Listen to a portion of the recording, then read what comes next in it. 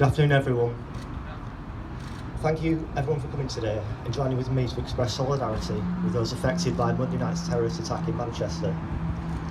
At 10:33 p.m. on Monday night, the police were called to reports of an explosion in Manchester Arena near Victoria train station. We now know that a single terrorist detonated his improvised explosive device near one of the exits of the venue, deliberately choosing the time and place to cause maximum carnage and to kill and injure indiscriminately. The explosion coincided with the conclusion of an Ariana Grande concert, which was attended by many young families and groups of children. 22 were killed and 120 were injured, one of whom was an 8-year-old girl. All acts of terrorism are cowardly attacks on innocent people, but this attack stands out for its appalling, sickening spinelessness, deliberately targeting innocent, defenceless children and young people who should have been enjoying one of the most memorable nights of their lives. I am deeply saddened and hurt by the Manchester attacks. It has taken until now for me to find the words for what has happened. My thoughts are first and foremost with the victims' families and my friends and colleagues who were present at the venue, my friends in the surrounding areas and everyone else affected by the attacks.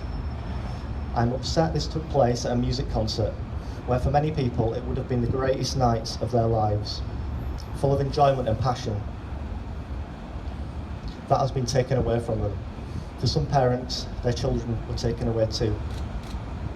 As you can probably tell, I'm from the north of England, which makes this attack even more personal and hard-hitting for me. I live in Leeds, but I know Manchester very well. I have many friends and colleagues living and working there. The people of Manchester and the north of England are strong together.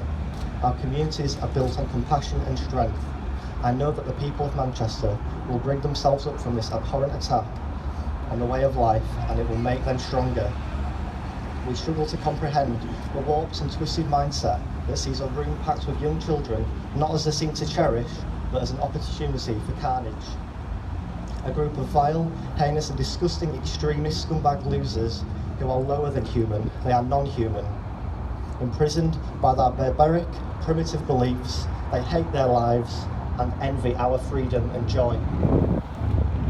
There are over 3,000 people on the UK terror watch list, some of whom may be celebrating today. Although I do not wish to delegitimise the authorities, I think now is the time to take direct action against people who are a potential threat. Placing them on a watch list simply isn't enough. We must be strong as a nation and take direct action that is proportional, rational and pragmatic.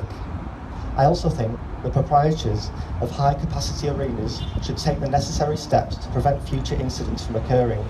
From my own experiences, I feel sporting and music venues do not do enough to protect us.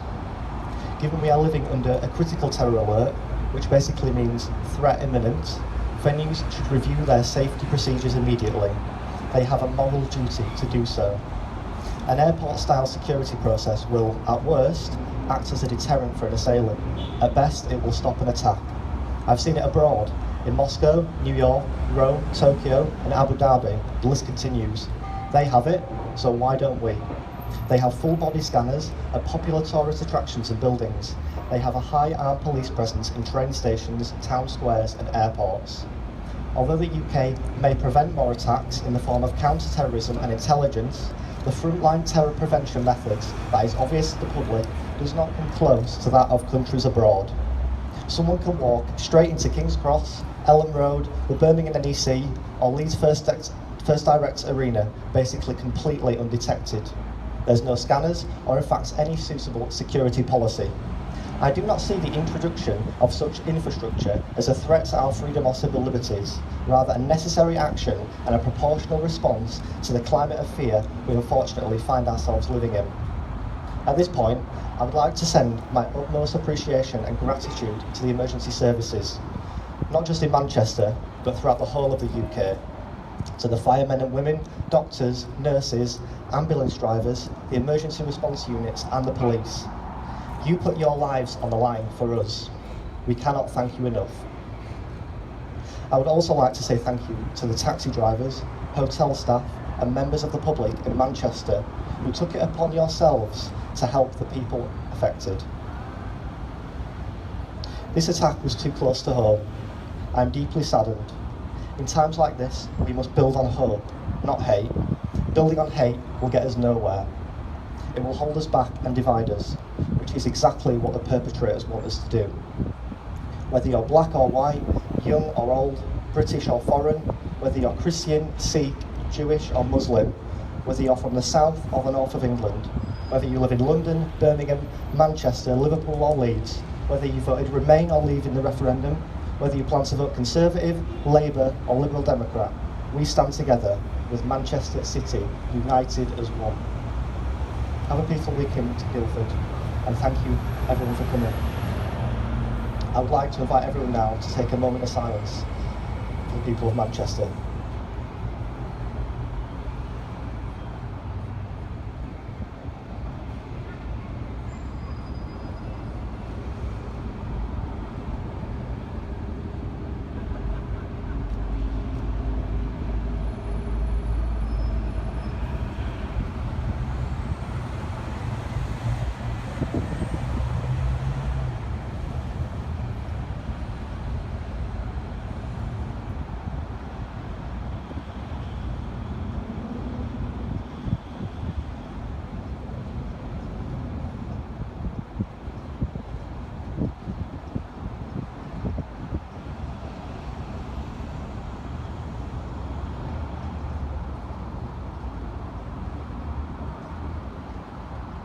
Thank you.